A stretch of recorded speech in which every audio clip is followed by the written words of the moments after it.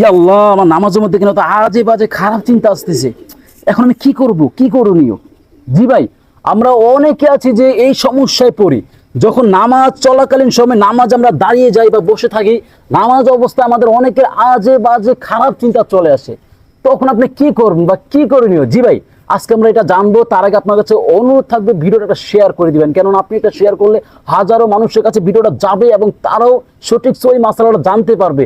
তার বিনিময়ে আপনিও অগণিত অসংখ্য নেকির অংশীদার হবেন ইনশাআল্লাহ। জি ভাই, নামাজ অবস্থায় যদি হঠাৎ করে আপনার কোনো আজে বাজে খারাপ চিন্তা চলে আসে, তখন আপনি কি করবেন বা কি করণীয়?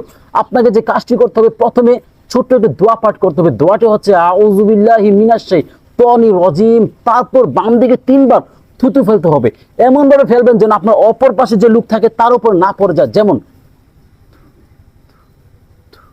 ইনশাআল্লাহ এই কাজটা করেন, তারপর থেকে আপনার নামাজে কোনো আজে বাজে খারাপ চিন্তা আসবে না।